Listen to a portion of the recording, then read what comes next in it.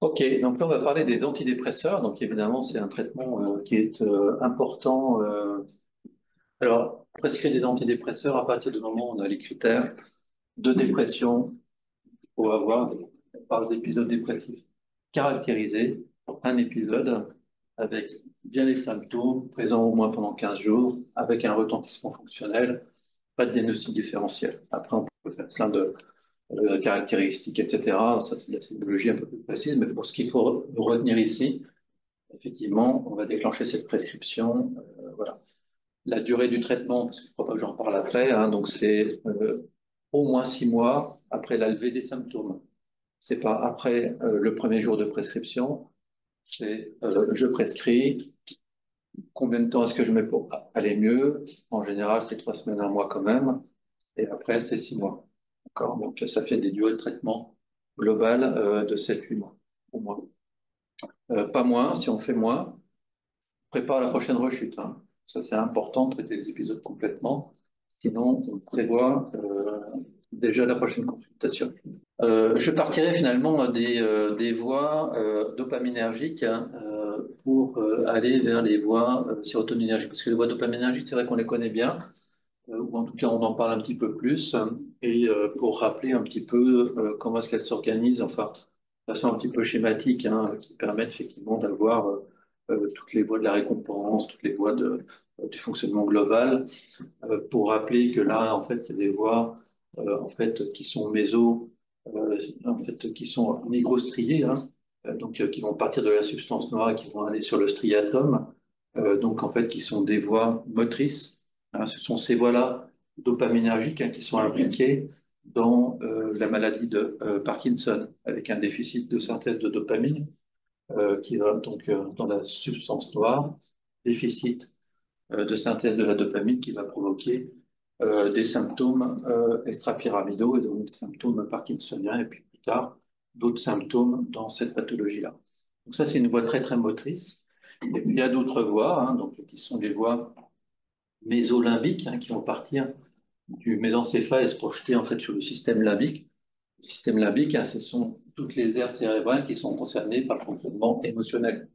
Le cortex singulaire antérieur, le striatum ventral, en fait, tous ces éléments-là qui vont permettre effectivement d'être mésolimbiques. Il y a aussi des voies mésocorticales, hein, donc qui vont partir du mésencéphale et se projeter sur le cortex préfrontal, et donc qui vont être tout ce qui concerne la motivation, l'activation, la réflexion. Donc ça, c'est le système dopaminergique qui, bien sûr, va prendre de l'importance dans la physiopathologie de la dépression et dans son traitement. Ce qui est encore plus prégnant finalement dans la dépression, ce sont les voies monoaminergiques, hein, donc, que sont les voies sérotoninergiques et noradrénergiques. On ne va pas ici les détailler, peu importe, mais il faut se rappeler finalement ce sont des voies donc, qui sont responsables finalement du métabolisme de la sérotonine et de la noradrénaline, hein, qui sont deux neurotransmetteurs, neuromodulateurs qui vont permettre effectivement de rendre compte d'un certain nombre de fonctions dans l'ensemble du cerveau et qui vont baigner le cerveau de manière assez ubiquitaire. Après cette introduction-là sur en fait ces monoamines, eh bien, à partir de là, à partir de cette compréhension-là, ou d'ailleurs un petit peu l'inverse, hein, c'est-à-dire que il faut comprendre qu'on a développé aussi de la connaissance finalement sur le fonctionnement cérébral à partir des médicaments. C'est-à-dire qu'il y a un certain nombre de médicaments qui ont été essayés dans certaines pathologies. On s'est rendu compte que ça marchait très bien. On a regardé ce que c'était et on a dit, bah, tiens, c'est là qu'il faut aller chercher. C'est un peu ce qui s'est passé dans ces années-là, quand on a développé les premiers antidépresseurs. Vous voyez, c'est pas si vieux que ça, c'est un peu ancien, mais enfin pas tant que ça. On a développé les premiers antidépresseurs, c'est les imipraminiques, c'est les inhibiteurs mixtes de la recapture de la noradrénaline et de la sérotonine. Ça reste des antidépresseurs qui sont utilisés, qui sont des traitements qui sont assez forts en termes d'efficacité, moi je veux dire, mais qui aussi peuvent avoir des effets indésirables. Dans les années suivantes, on a développé les IMAO, j'en parlerai, les inhibiteurs de la monoamine oxydase. Et puis surtout, dans les années 90, on a synthétisé des nouveaux médicaments. Ce sont les IRS, à partir, donc là, je vais y revenir, largement. à partir finalement de la découverte de l'importance du tryptophane chez les patients et chez les sujets sains. C'est-à-dire que les privations en tryptophane, donc le précurseur de la sérotonine, provoquent des états dépressifs. Et donc là, c'était effectivement de montrer que chez les patients déprimés, si on supprimait le tryptophane, eh bien, on provoquait des rechutes. Donc du coup, en fin de compte, on a beaucoup travaillé ces dernières années sur l'importance de la sérotonine, de la noradrénaline et de la dopamine et de leurs interactions. Il ne faut pas se rendre compte, en fait, comme je disais là tout à l'heure, il ne faut pas se rendre compte le cerveau comme étant organisé de façon simple et mono, avec un monofonctionnement, hein. Toutes les régions sont quand même très intégrées, avec des dominantes, en fin de compte, de neurotransmetteurs. Là, vous avez la dopamine en vert, en violet, c'est l'adrénaline, et puis la sérotonine. Vous voyez quand même que ça baigne tout notre lobe frontal, mais pas seulement, et que donc il y a une importance finalement à bien se représenter que les choses sont quand même finalement intriquées, et que la sémiologie dépressive, si on veut la ramener à un rationnel neurobiologique, eh bien, la sérotonine va être responsable d'un certain nombre de symptômes un peu plus spécifiques, comme l'impulsivité, la culpabilité, les idées suicidaires. Et puis après, la dopamine peut être responsable de la perte d'énergie, de la perte d'intérêt, de la perte de plaisir éventuellement aussi. Et puis la noradrénaline, eh bien, va être un peu de tout ça. Et finalement, on a un overlap de ces différents systèmes pour rendre compte finalement de la complexité de la sémiologie de la dépression. Il ne faut pas retenir la dépression, c'est un problème de dopamine, c'est un problème de sérotonine ou c'est un problème de noradrénaline. C'est un problème de tout ça ensemble et de fonctionnement et d'intégration finalement de tous ces systèmes-là et qui vont produire des symptômes dans les régions qu'on a pu identifier comme étant dysfonctionnelles. Donc là, on était au niveau macro, là, on rentre au niveau neurobiologique où on va montrer effectivement toutes ces difficultés. Ce qui est bien établi quand même, et si on veut simplifier en fait, notre réflexion, c'est en fait d'aller sur la sérotonine pour voir comment fonctionnent les antidépresseurs. Ce qui est sûr là, c'est que ça a été établi largement. L'effet antidépresseur d'une augmentation de la sérotonine a été documenté depuis très longtemps, à de multiples reprises. On le voit tous les jours dans la vie clinique. Prescrire de la sérotonine à un patient déprimé lui permet de ne plus l'être. Ça, c'est un fait clinique et scientifique. À l'inverse, le déficit en sérotonine aggrave les patients qui souffrent de dépression. C'est simple, ça permet finalement de réfléchir à partir de ça. Et donc à partir de là, effectivement, eh bien, on peut parler des différentes classes d'antidépresseurs.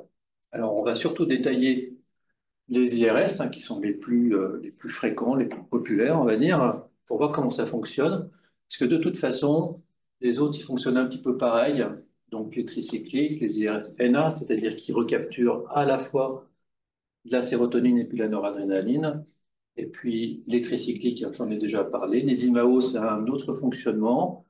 Et puis il y en a d'autres qui sont finalement des variantes. Je dirais un mot rapide.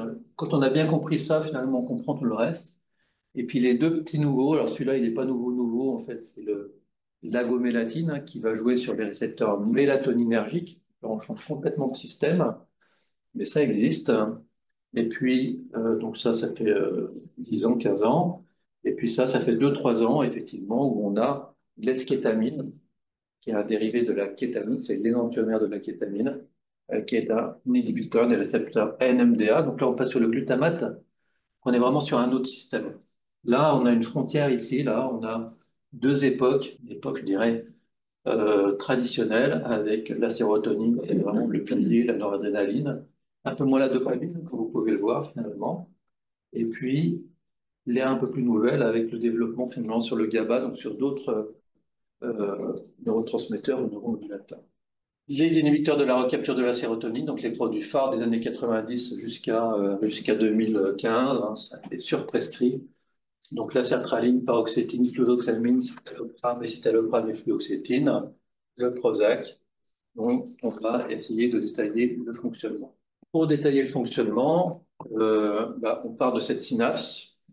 Donc on a des représentations. Alors c'est ce que je vais vous présenter, voilà, c'est comme ça que ça fonctionne une synapse. Comme il y en a des milliards dans notre cerveau qui interagissent entre elles, ça brouille un petit peu l'écart. Donc vous vous rappelez effectivement de cette belle synapse avec le neurone présynaptique et puis le neurone postsynaptique. et l'influx nerveux, on va le voir tout à l'heure, il va passer comme ça au travers. Le tryptophane, donc, qui est le précurseur de la sérotonine, qu'on va retrouver dans l'alimentation, donc dans les bananes, le chocolat, ce genre de choses, il ne faut pas se priver. Et donc, qui va permettre finalement, grâce à l'ADN de notre cellule, d'avoir du tryptophane hydroxylase qui va donc transformer le tryptophane en 5-hydroxytryptophane et qui finalement va être décarboxylé et pour faire de la sérotonine qui va être stockée dans les vésicules de notre neurone. Et puis après, ben, quand on aura l'influx nerveux, notre vésicule va migrer en surface et libérer son contenu, la sérotonine. Si on regarde sur des animations, et puis après, alors ce qui est important, c'est la recapture, parce qu'en fait, il y a un rétrocontrôle qui permet la recapture. C'est-à-dire que là, s'il y a trop de sérotonine, si on imaginait que ça continuait à décharger comme ça, et de la sérotonine en permanence qui décharge dans le neurone, on le trouvait comme ça. Donc, en fait, il y a une régulation qui permet, en fin de compte, de récupérer, une fois que l'influx est passé, ben là, il reste de la sérotonine. Pour qu'elle ne continue pas à opérer, elle est recapturée. Donc là, il y a un transporteur de la sérotonine qui va la recapturer et qui va soit, en fait, la dégrader, donc avec la MAO, la monoamine oxydase. Donc, les inhibiteurs de la monoamine oxydase, ils vont être ici, hein, c'est une petite parenthèse, ils vont bloquer ça pour augmenter, pour empêcher la dégradation et permettre finalement la réutilisation. On va bloquer ça. Ou alors, donc, soit c'est dégradé, ici, soit finalement c'est remis dans les vésicules en parcours un tour. C'est assez physiologique, c'est assez bien organisé. Et en fin de compte, ça permet d'économiser la sérotonine. Si on regarde ce que ça peut donner sur un schéma, donc le potentiel d'action arrive, vous vous rappelez de proche en proche, qui va permettre la libération après la chaîne de la sérotonine dans la fente synaptique, laquelle sérotonine va venir se fixer sur les récepteurs postsynaptiques et donc permettre le signal postsynaptique. Et donc là, ça a été peut-être un peu vite, mais vous avez peut-être vu aussi qu'il y avait une récupération donc de la sérotonine en excès qui est ici, qui va être récupérée aussi ici. Voilà. Donc ça, c'est le fonctionnement normal finalement de la cellule et de la synapse que vous devez sûrement connaître. Et puis les IRS, qu'est-ce qu'ils vont faire? Ben, les IRS, c'est les deux flèches qui sont là. En fait, ils vont venir bloquer les récepteurs de la sérotonine. Les inhibiteurs de la recapture de la sérotonine, en fait, ils inhibent, ils viennent bloquer, ils viennent se mettre ici pour bloquer le transporteur de la sérotonine là, qui permet de réintégrer. Et donc, si on bloque le transporteur, lorsqu'on a libéré de la sérotonine ici, elle va rester là, elle ne va pas être recapturée, elle reste dans la synapse pour continuer à envoyer de l'influx. Parce qu'on part de l'hypothèse démontrée qu'il n'y a pas assez de sérotonine globalement et que donc il faut encourager le neurone à pouvoir transmettre de la sérotonine. Et pour l'encourager, on empêche sa recapture pour qu'il reste finalement dans la synapse et qu'il reste actif et permettre de prolonger le signal. Donc ça va permettre de réenclencher le fonctionnement du neurone. C'est-à-dire qu'on a des neurones qui sont hypofonctionnels sur le plan sérotoninergique. Et il n'y a pas assez de sérotonine et des symptômes. Si on rajoute finalement de la sérotonine par le blocage de la récupération, eh bien, ça va permettre de relancer ce fonctionnement sérotoninergique. Alors, du coup, en fait, c'est relativement simple, hein, finalement, comme principe, jusque-là. Et donc, on peut se dire, bon, c'est réglé. Le problème, c'est qu'en fait, il y a des récepteurs en fait, qui sont post-synaptiques, hein, qui sont ici. Et donc, on a essayé en fait, de comprendre quel était le rôle de ces différents récepteurs. Là, vous voyez qu'ils sont 7, qui sont détaillés ici. Puis en plus, il y a des sous-types. Il y a des 1A, il y a des 1B, il y a des 2C, il y a un tas de trucs. Il y en a 7. Et en fait, pour de vrai, on pense qu'il y en a 14. Mais il y en a 7 pour lesquels on sait à peu près ce que ça fait. C'est en fait pour ça que je vous dis qu'il faut toujours rester un peu modeste dans la compréhension qu'on a des choses et en fait dans le niveau d'explication qu'on peut avoir. Mais malgré tout, on a essayé finalement de séquencer chacun de ces récepteurs pour essayer de voir quel était le rôle finalement de ces différents sous-types. Et on s'est rendu compte effectivement qu'il y avait un certain nombre de traitements, enfin de récepteurs qui facilitent l'effet antidépresseur, qui sont ceux-là, là, les 5HT1A, 5HT1B, 2B, les 5-HT4, et puis il y en a d'autres finalement qui, au contraire, quand ils sont stimulés, freinent l'effet antidépresseur. Donc il y a une régulation en fait permanente finalement de ce système de synapses, non seulement dans la synthèse de la sérotonine, dans le largage de la sérotonine, dans le rétrocontrôle de recapture de la sérotonine, mais aussi en post-synaptique. En fait, il y a une régulation extrêmement fine pour avoir des effets accélérateurs et puis des effets freinateurs. Donc, du coup, toute la recherche là actuellement consiste à essayer, alors si on reste sur la sérotonine, parce que la recherche part un peu sur le GABA et le glutamate, mais très longtemps, et ça a été fait, de développer des molécules qui, en plus d'être des IRS, ils empêchent la recapture, ils vont venir essayer de bloquer ces récepteurs qui sont les moins... voilà. Ceux-là, c'est pas très grave qu'ils soient stimulés finalement. Ceux-là, on essaye de les bloquer. Et donc, on a développé des molécules qui étaient mixtes, à la fois des récepteurs, enfin du blocage de la recapture, mais qui viennent aussi bloquer certains récepteurs. Et donc, du coup, en fait, sur les différents récepteurs, si on veut dire un petit peu, quand on stimule tel ou tel récepteur, ce qu'on sait vraiment, la stimulation de ce récepteur-là, c'est de l'activité antidépressive, anxiolytique, on va la rechercher. Cette stimulation-là, on n'est pas sûr de l'activité antidépressive. Par contre, on sait que ça va donner des effets indésirables. On peut essayer de la bloquer, tout comme la stimulation du 5-HT3, qui va être responsable d'effets indésirables. Les effets indésirables, c'est des effets indésirables, ce n'est pas des effets secondaires. Quand on prescrit des médicaments, il y a des effets. Et on espère que les effets recherchés sont plus importants que les effets non recherchés. Il y a des effets désirables et indésirables. Il n'y a pas des effets primaires et secondaires, il y a des effets. Et voilà. Et donc, on essaye le plus possible de minorer par la recherche les effets secondaires. Et donc, comme je vous le disais, donc, il y a un peu des époques avec des inhibiteurs de la recapture de la sérotonine et le développement de molécules qui vont venir essayer finalement de travailler sur les autres récepteurs pour avoir des actions un peu plus complexes. Quand je parle des effets indésirables, c'est de se représenter aussi que prescrire des antidépresseurs, c'est prescrire un régulateur de sérotonine ou de noradrénaline. Il ne faut pas s'imaginer finalement que la molécule est bien sympa et qu'elle va venir que dans le cerveau, ce qu'on recherche. Elle va venir impacter finalement toutes les régions du corps où il y a de la sérotonine et de la noradrénaline, c'est-à-dire l'ensemble du corps, et donc nous rendre compte des potentiels effets secondaires, du coup, mais non recherchés, qu'on va pouvoir avoir sur l'ensemble du système, avec éventuellement de l'hypertension pour les noradrénergiques, des troubles digestifs pour les sérotoninergiques, etc. C'est pour ça qu'il y a des effets indésirables, c'est que pour l'instant, la pharmacologie n'est pas capable de développer des molécules qui seraient spécifiquement adressées au cerveau. Et c'est bien l'inverse d'ailleurs, puisque l'administration, ça fait par là, va passer dans les voies sanguines et remonter dans le cerveau. Et il faut savoir, vous vous rappelez que dans le cerveau, il y a une barrière hémato-encéphalique qui est très puissante et qui justement est faite pour empêcher que toutes les molécules passent dans le cerveau. C'est une véritable barrière, c'est un protecteur de notre cerveau. Notre cerveau est protégé des agressions du reste. Et donc si on prend un poison ou je ne sais quoi, on espère que la barrière hémato-encéphalique va permettre de filtrer, que tout ce qui est dans le sang ne passe pas dans le cerveau. Il y a un filtre. Et donc, dans les molécules qui sont prescrites en périphérie, puisqu'on ne va pas en faire des injections directement dans le cerveau, ça ne marche pas, eh bien, en fait, il y a un pourcentage faible qui arrive au cerveau, et le reste, par contre, arrive tout à fait bien dans le reste de l'organisme. C'est l'une des questions qui est importante à gérer. Les effets secondaires les plus fréquents, je vous les ai marqués là. Bon, il y en a plein. Ils ne sont pas du tout présents chez tous les patients, loin de là.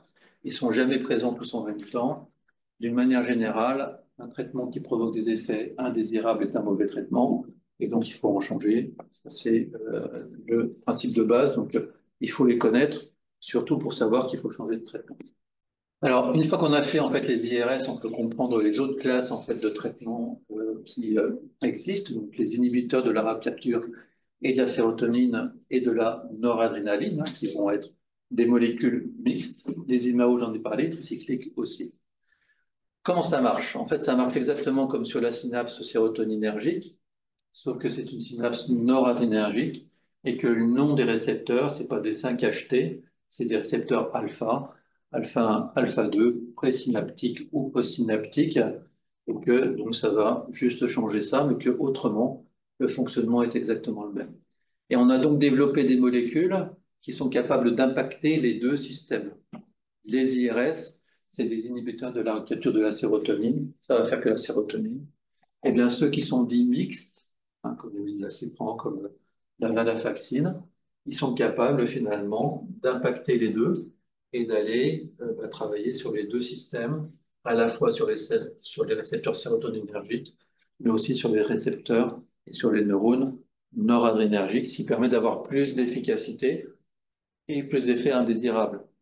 Il y a une règle, c'est que plus l'efficacité est importante, plus les effets indésirables le sont aussi. Donc c'est toujours un compromis, une balance dans la recherche d'efficacité et la gestion des effets indésirables. Autrement, on pourrait mettre toujours la molécule la plus efficace dans toutes les situations, mais c'est au prix d'effets indésirables. Donc ce n'est pas du tout la stratégie. La stratégie, c'est de mettre plutôt des molécules bien tolérées, des molécules qui ne sont pas bien tolérées.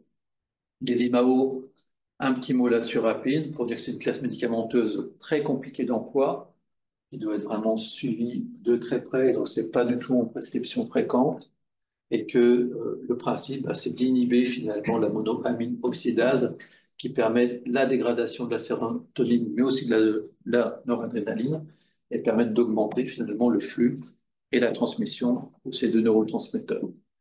Une variante par rapport à ce que j'ai dit là sur les mixtes, c'est qu'on peut jouer aussi sur les rétrocontrôles négatifs, c'est-à-dire qu'il y a deux moyens de régulation quand on a des molécules finalement dans la synapse.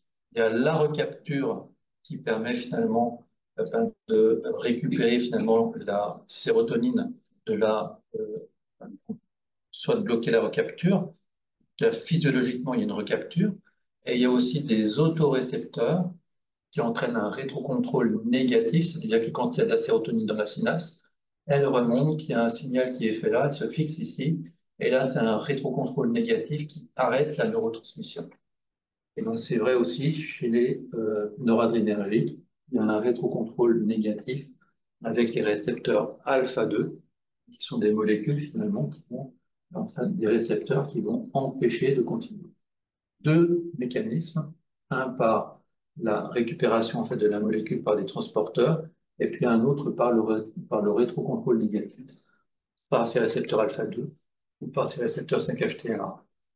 Mais il y a des molécules qui ont développé non seulement un blocage de la recapture de la sérotonine ou de la noradrénaline, mais en plus un blocage de ces récepteurs-là pour empêcher le rétrocontrôle de manière à pouvoir favoriser un excès de noradrénaline ou de sérotonine dans la synapse et donc une augmentation de la transmission du signal.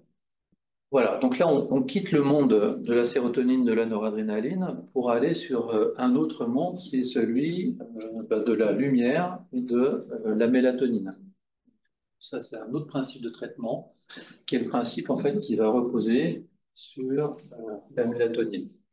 Là, vous avez des courbes finalement de variation chez des patients sujets en fait, qui sont déprimés, donc c'est ceux-là, qui sont comparés à des sujets sains sur les affects positifs au cours de la journée.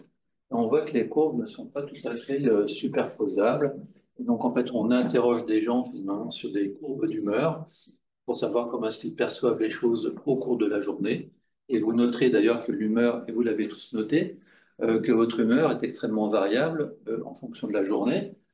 Probablement l'avez-vous noté. Là, vous êtes dans les sujets sains et que donc, quand on va se lever, donc là, c'est les heures de la journée.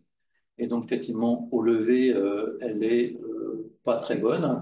Elle monte quand même assez rapidement après le petit-déj pour être finalement à son maximum vers 11 heures du matin. C'est là qu'on est le plus en forme.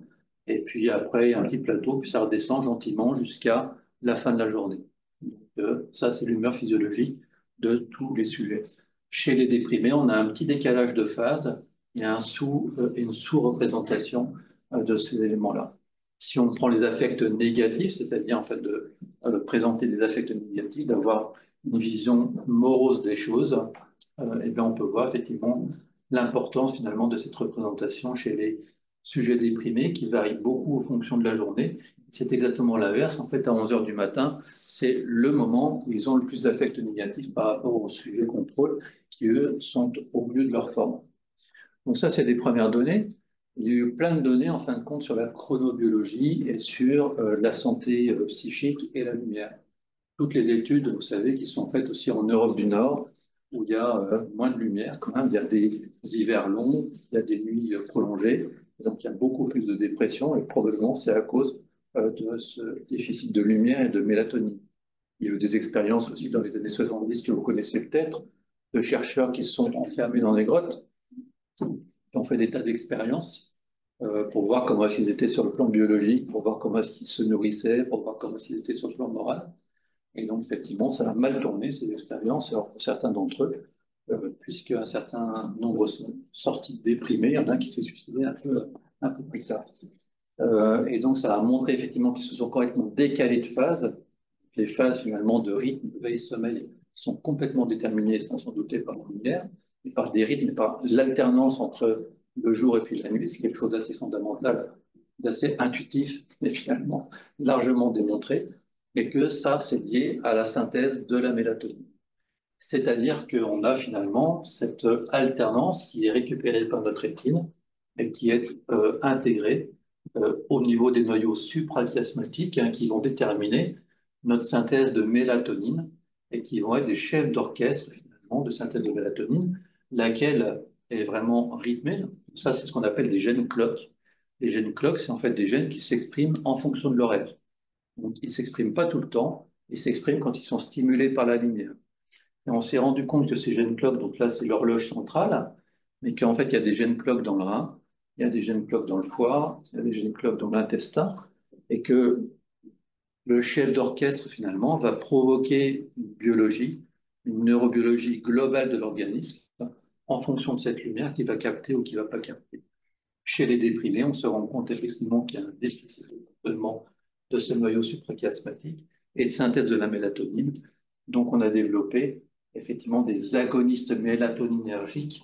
C'est des traitements antidépresseurs qui ne sont pas sérotoninergiques, qui sont des agonistes mélatoninergiques et qui vont venir stimuler cette mélatonine pour pouvoir entraîner un effet antidépresseur sur le modèle de toutes les expériences qui ont été faites. Ça a été fait chez le rat largement. Donc là, il y a un petit blocage 5-HT2C sérotoninergique, enfin, qui est vraiment très modeste par rapport à l'effet mélatoninergique. Un dernier antidépresseur, là on est effectivement sur un système complètement différent. Quand on parle de la dopamine, de la sérotonine, de la noradrénaline, c'est sympathique, mais c'est pas suffisant. C'est pas suffisant parce que ce sont des sécrétions très lentes. Ce sont des sécrétions lentes à l'échelle du cerveau.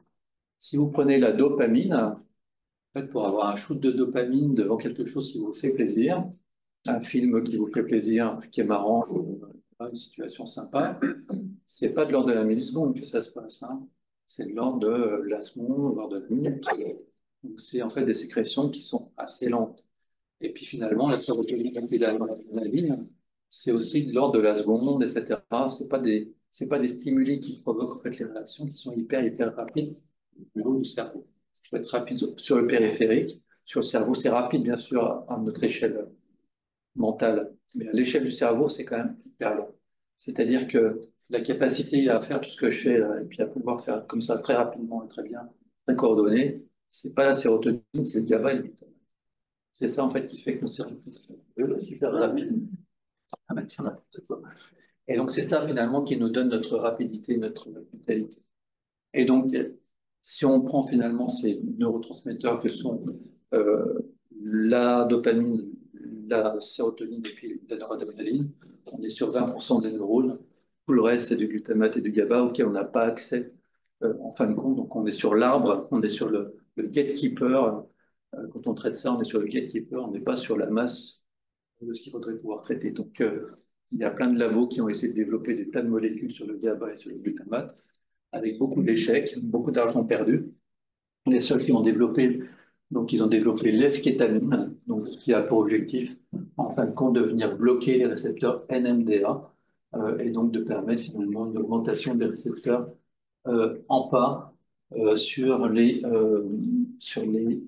neurones glutamatergiques et par biais sur le GABA.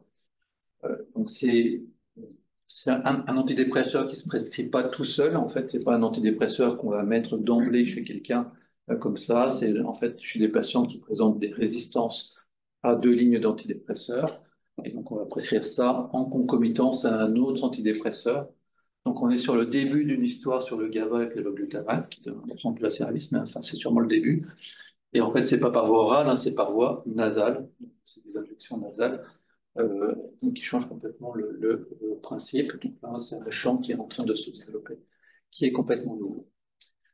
J'ai fini avec les antidépresseurs, j'ai juste deux diapos pour dire, puisqu'on parle du traitement, quand même, ne pas retenir que le traitement de la dépression, c'est que les antidépresseurs, hein, c'est aussi la psychothérapie. Je rappelle que les dépressions d'intensité légère, c'est que de la psychothérapie. À partir de la dépression d'intensité modérée, on passe aux antidépresseurs. Les principes généraux, ben, c'est le soutien, la présence, etc. D'une manière générale, il y a différents types de psychothérapie qui sont plus ou moins démontrées. On parle de la psychothérapie de soutien, de la psychothérapie cognitivo-comportementale, de l'EMDR, éventuellement la psychanalyse, où il y a quand même beaucoup moins de niveaux de preuve. Celles qui ont le plus de niveaux de preuve, clairement dans la bibliographie, c'est la psychothérapie cognitivo-comportementale. Hein, il y a des tonnes de publications qui montrent l'efficacité et donc le niveau de preuve. Et puis le MDR, qui a aussi un très gros niveau de preuve pour tout ce qui est psychotrauma, etc. Les autres psychothérapies n'ont pas de publication internationale qui viennent soutenir l'efficacité, ce qui ne veut pas dire qu'elles n'existent pas, mais en tout cas, il y a moins de niveau de preuve scientifique. Vous pouvez rappeler ce que c'est dire EMDR? C'est l'Eye Movement Desensibilization. C'est une technique en fait, de resynchronisation en fait, de mouvements oculaires. Et pour terminer très rapidement sur les techniques de stimulation, hein, parce que là on développe aussi beaucoup de techniques de stimulation, soit à la place des antidépresseurs, soit en plus des antidépresseurs. Les électroconvulsivothérapies, on en parlera si vous voulez. La stimulation magnétique transcrânienne, c'est une bobine qui va délivrer un champ magnétique sur des régions d'intérêt, qui vont permettre de dépolariser les neurones, tout comme je vous ai montré, mais par un champ magnétique qui dépolarise le cerveau sur des champs particuliers ciblés. C'est la TMS. La TDCS, la stimulation directe à courant continu, là, c'est des petites électrodes qu'on va mettre sur le côté, qui permet, alors c'est extrêmement léger, ça permet effectivement d'avoir quelques résultats. Et là, ce sont des protocoles pour des dépressions hyper sévères, euh, des procédés neurochirurgicaux. On va mettre une stimulation du nerf vague pour essayer de stimuler les voies noradrénergiques de l'intérieur, ou alors stimulation cérébrale profonde. On va mettre des électrodes dans le cerveau. Là, c'est encore autre chose et réservé à un petit nombre de patients. Voilà cette overview. Je vous remercie.